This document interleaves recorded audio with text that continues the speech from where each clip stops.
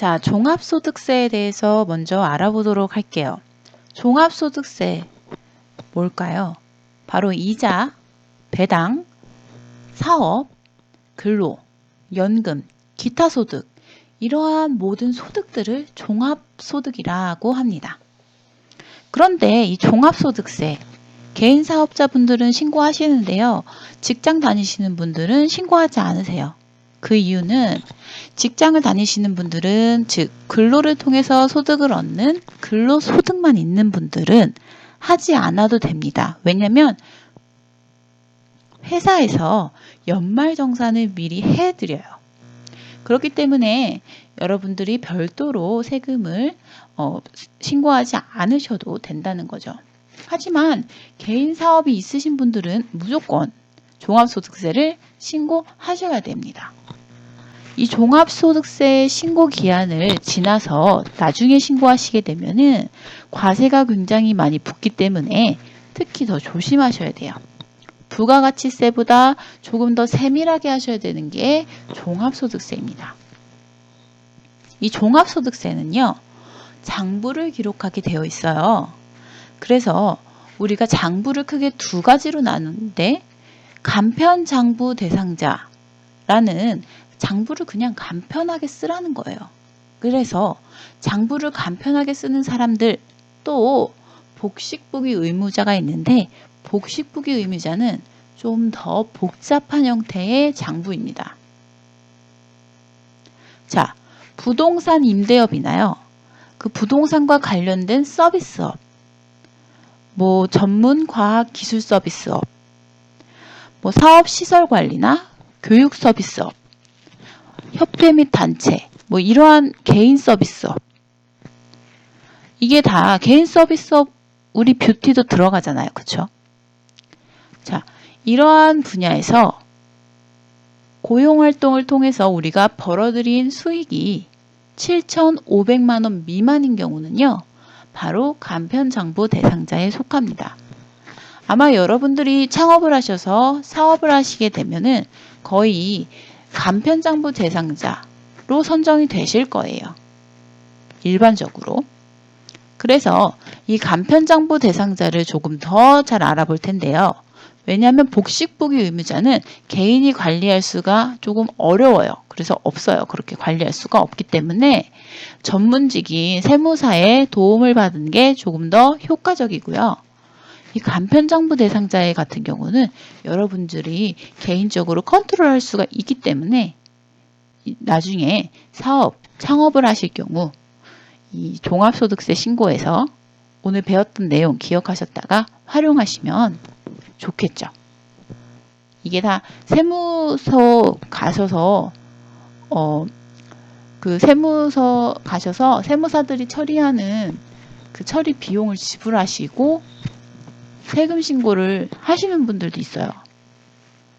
근데 사실은 굉장히 간편하기 때문에 생각보다, 그래서 개인이 하실 수가 있기 때문에 이 세무사에 들어가는 금액을 줄일 수가 있는 이점이 있습니다. 그러면 간편장부라고 하는데 여러분들이 나중에 이제 창업을 하시게 되면 간편장부 쓰라고 그런 말을 많이 들으실 거예요. 그 간편장부가 뭐냐면 말 그대로 우리 장부 쓰는 거예요. 장부 쓰는 건데 조금 형식이 깃들어져 있다고 생각하시면 됩니다. 예시 자료로 써 있는데요. 자, 이 사람은 대전에서 학원을 하는 사람인가 봐요. 그래서 이 사람이 이제 종합소득세 신고를 함에 있어서 간편장부를 제출을 했습니다.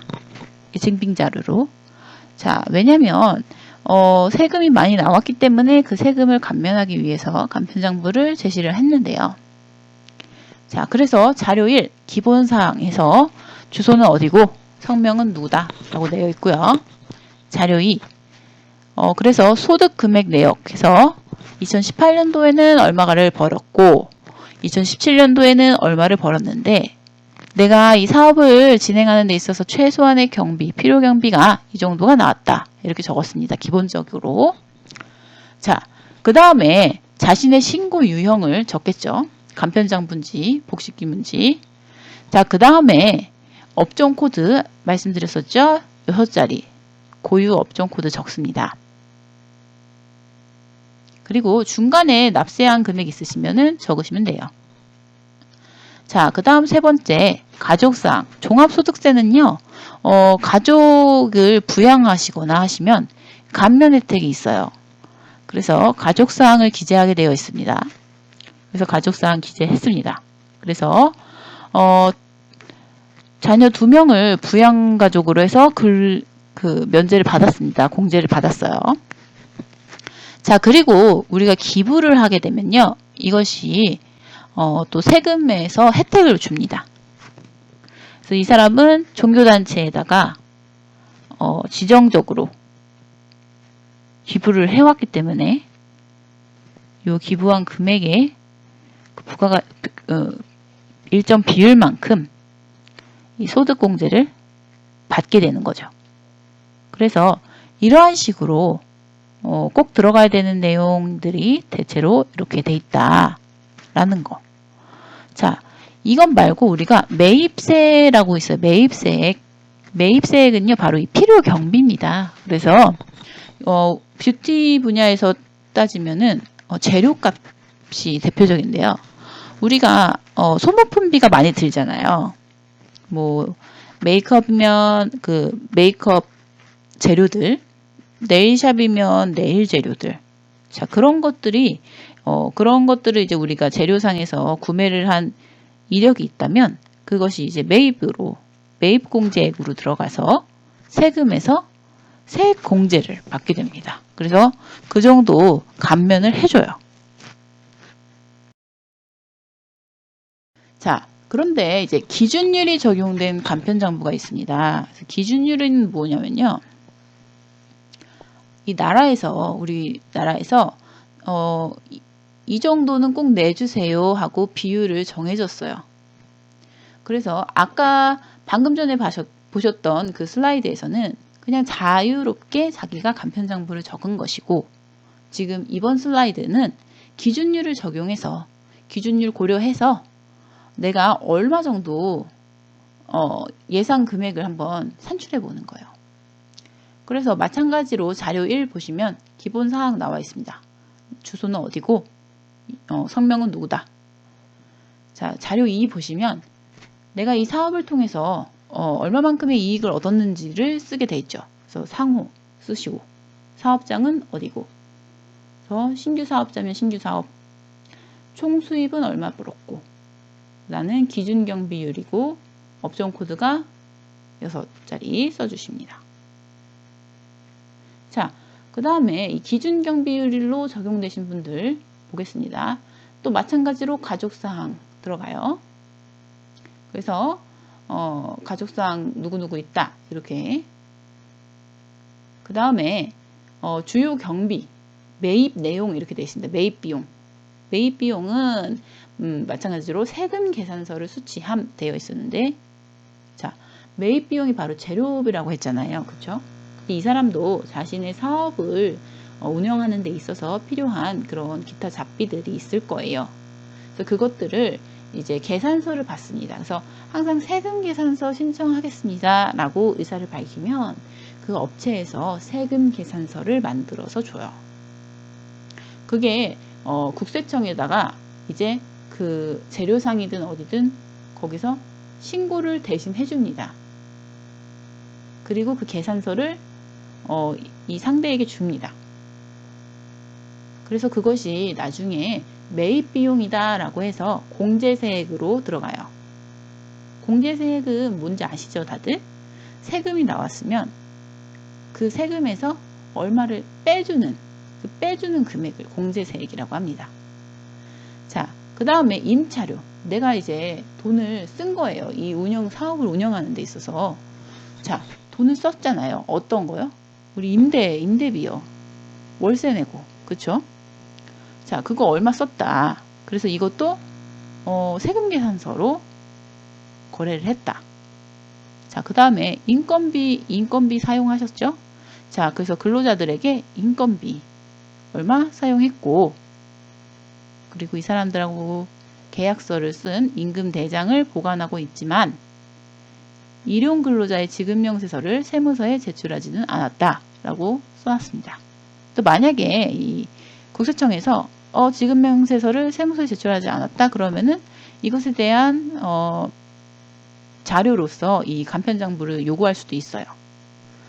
그때 이제 이 장부를 제출하는 거죠. 자, 그 다음에 자료, 기타 자료 해서 국민연금 보험료 연간 얼마를 내었다. 이렇게. 그래서 자기가 그 사업 소득 금액으로 적은 저 금액이 총 수익 금액이 결코 순이익이 아니라는 것을 이렇게 증명을 하셔야지만 세금 폭탄을 피할 수가 있다는 거죠. 우리가 종합소득세 말고 또 신고를 해야 되는 것, 유의해야 되는 세금이 있어요. 개인사업자일 경우 바로 부가가치세입니다. 자, 부가가치세 많이 들어보셨을 거예요. 뭐 어디 백화점이라든지 레스토랑 같은 데 가시면 금액이 얼마에 부가가치세 몇 % 해서 이렇게 계산서에 총 얼마 이렇게 나와 있는 경우 보셨을 거예요. 이 부가가치세는요, 사업자 입장에서는 6개월을 과세 기간으로 정해서 신고하고 또 세금을 납부하게 됩니다. 그리고 그 과세 기간을 다시 3개월로 나눠서 중간에 이제 예정 신고 기간이다 해서 어느 정도 나올 건지 이제 미리 알아보는 그런 신고 기간이 있어요. 근데 거의 이제 확정 신고를 많이 사용하고 예정 신고는 잘 안 합니다. 왜냐면은 지금 신고 대상자에 보시면 예정 신고 법인 사업자 이렇게 돼 있죠. 그래서 법인 사업자들만 활용을 해요, 사실은. 그래서 확정 신고, 우리 개인들은 다 확정 신고만 신고하시면 됩니다. 자, 과세 기간은요. 1분기, 2분기 이렇게 나눠져 있어요. 그래서 1분기는 1월 1일에서 3월 31일은 예정신고, 확정신고는 6월 30일까지. 그래서 우리는 1월 1일에서 6월 30일까지의 신고를 7월 달에 7월 25일 전까지 마무리를 하셔야 되는 거죠. 그리고 2분기 때는, 즉 후반기 때는 7월에서 9월까지가 아니고 우리는 7월에서 12월까지가 해당되죠. 확정신고만 해야 되니까. 7월에서 12월까지 그렇게 1월 달에 신고를 합니다. 그래서 1월 25일 전후로 신고를 마치셔야지만 이 부가가치세 기한 내에 신고를 하시게 돼요. 자, 그래서 법인 사업자는 1년에 4번, 개인 사업자는 1년에 2번 신고를 한다는 거 알아두시면 되겠어요. 자, 이 부가가치세 과세 유형 뭐 있었죠?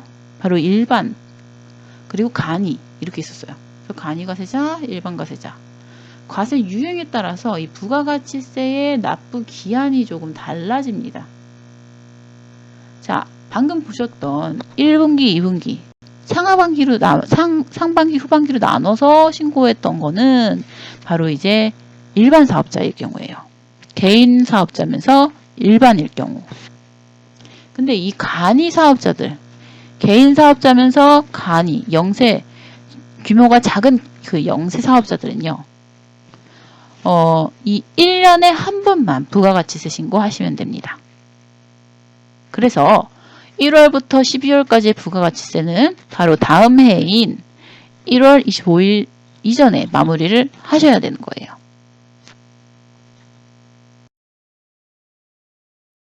자, 이 부가가치세를 계산을 할 때 이 일반과세자랑 간이과세자랑 과세 유형에 따라서 금액이 달라집니다.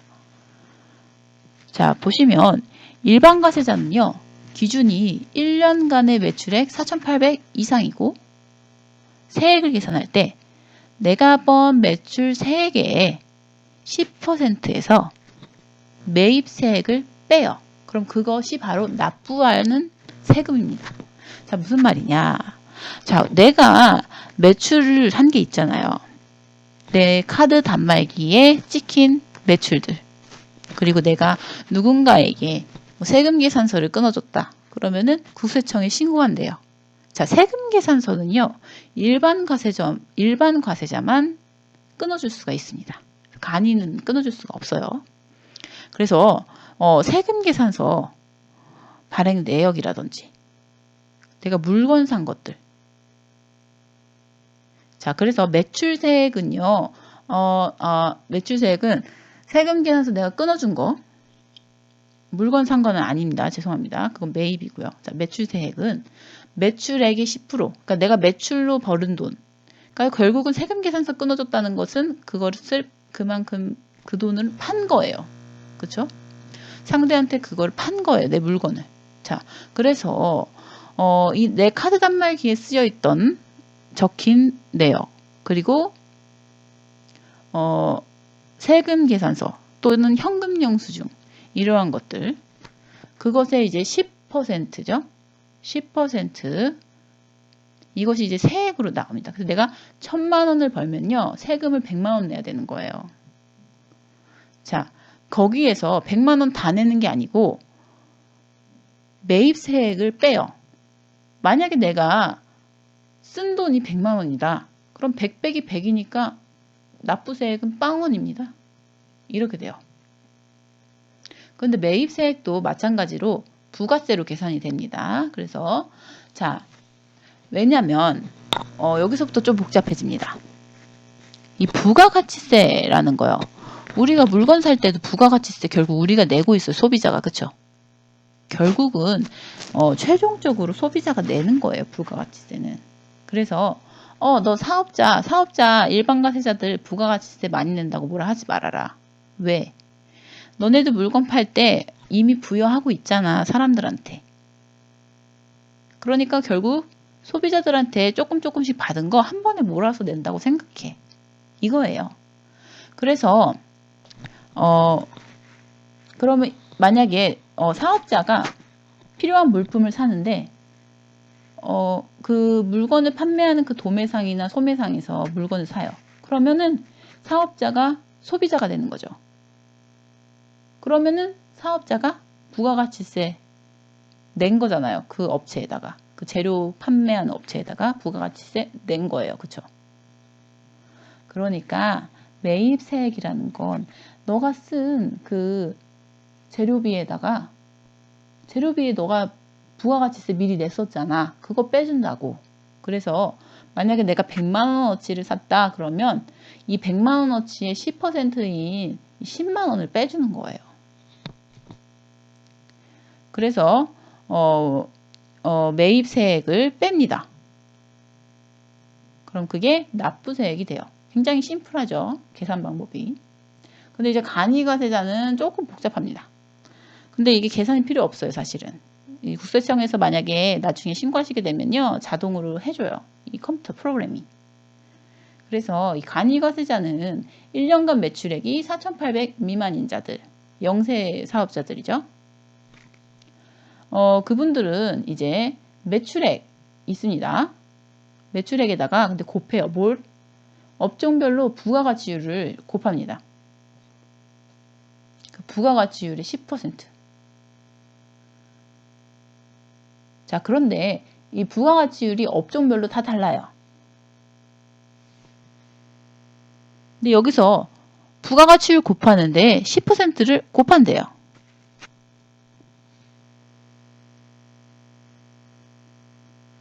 그래서 만약에 매출액에다가 업종별 부가가치율을 곱해서 10%를 곱한다. 자, 10%가 결국은 100분의 10이잖아요. 0.1이죠.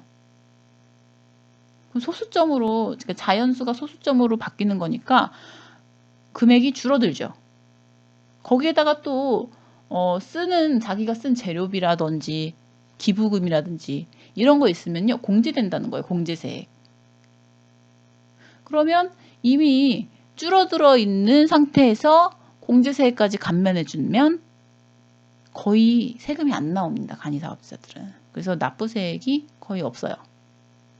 그 일반 가세자들에 비해서 나오더라도 굉장히 조금 나오죠.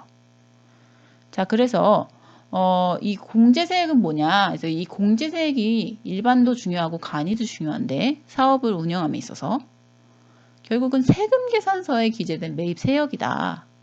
즉 내가 얼마를 썼는지, 이 사업을 운영함에 있어서 얼마를 사용을 하고 유지를 하려고 했는지, 이러한 내용들을 담는 게 바로 공제세액입니다.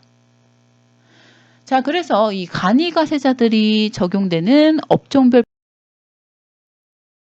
지금 보시면 전기, 가스, 증기 및 수도 사업 이런 데에 이런 업종의 부가가치율은 5%가 적용이 되고요.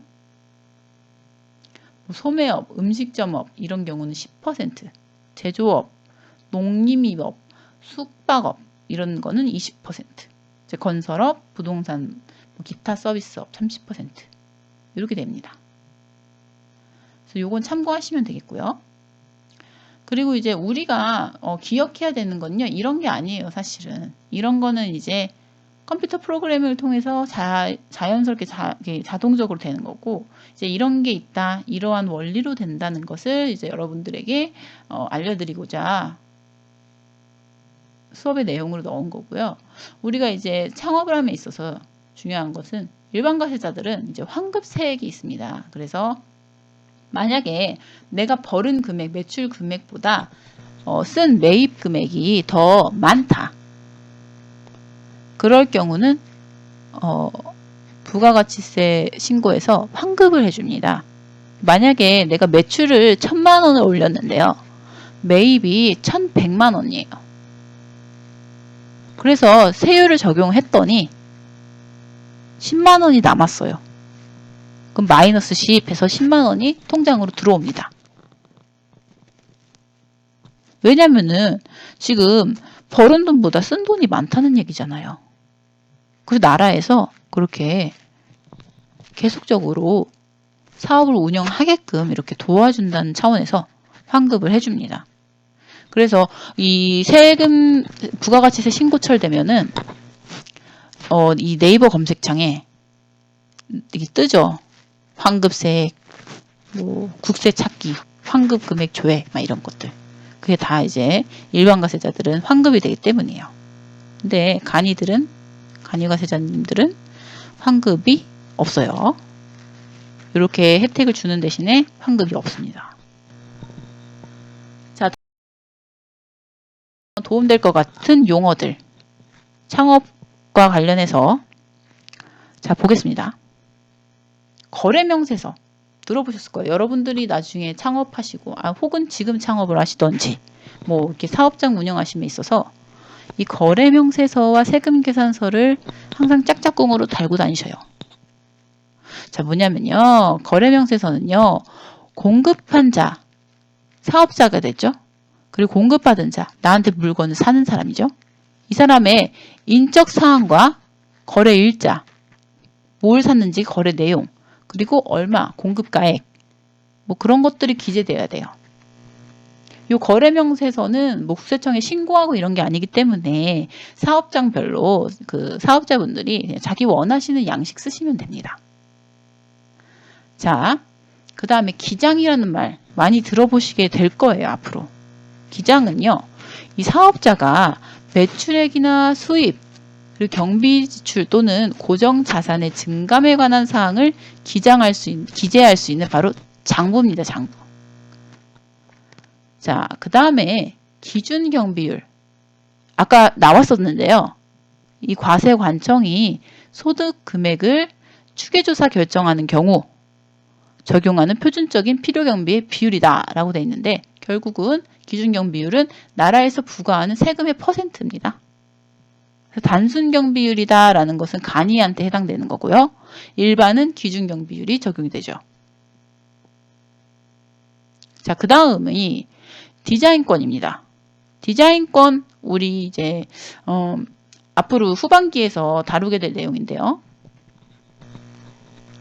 디자인권은요. 산업적 물품이나 제품의 독창적이고 장식적인 외관 형상, 그리고 그것을 보호하기 위해서 등록을 하는 거죠. 산업재산권의 하나면서요. 이 디자인권을 등록한 사람은요. 등록 의장으로 된 물건을 생활수단으로 제작해서 사용하고 판매할 권리를 독점하는 거예요. 그래서 내가 디자인한 거 다른 사람이 쓰려면 나한테 디자인권에 대한 금액을 지불해야 됩니다. 자, 그 다음 배당소득이 있는데요. 배당소득. 이거는 당해년도, 해당 연도에 발생하는 소득을 배당소득이라고 합니다. 그래서 이자 뭐 이런 것들 다 합쳐서 종합소득이죠. 자, 그 다음에 디자인권하고 또 짝짝꿍으로 다니는 상표권이에요.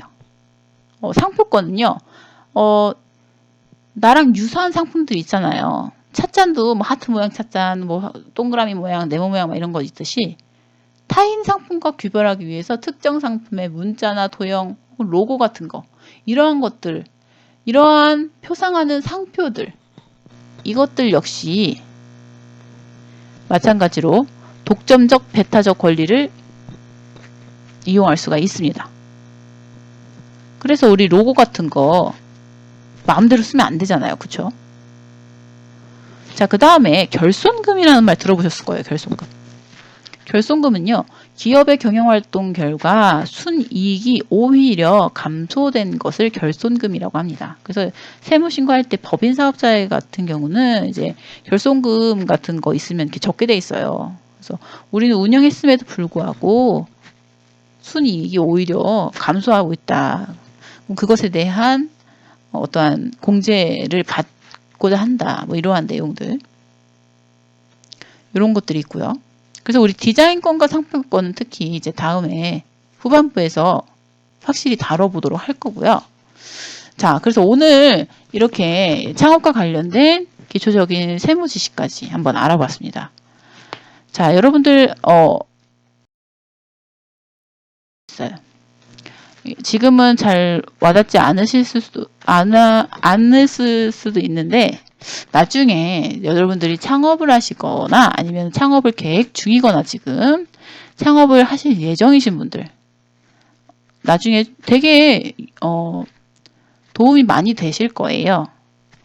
그래서 우리가 특히 이제 세무 같은 경우는 우리 선에서 해결할 수 있는 경우는 이제 우리 선에서 해결하고 그 장부 같은 경우도 이렇게 적는 습관이 있으면 여러분들이 이제 관리, 그 돈을 관리하는데도 굉장히 이제 효과적으로 관리를 하실 수가 있습니다. 그래서 사업자 등록부터 또 사업을 함에 있어서 우리가 기초적인 그런 세무 관리까지 알아봤고요.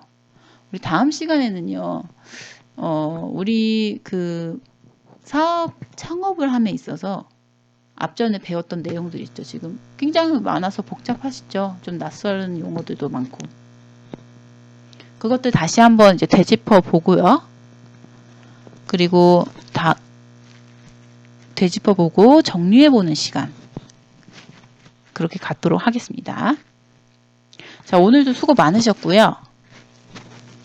그러면은 다음 시간에 함께 또 새로운 진도, 새로운 학습 나가보도록 하겠습니다.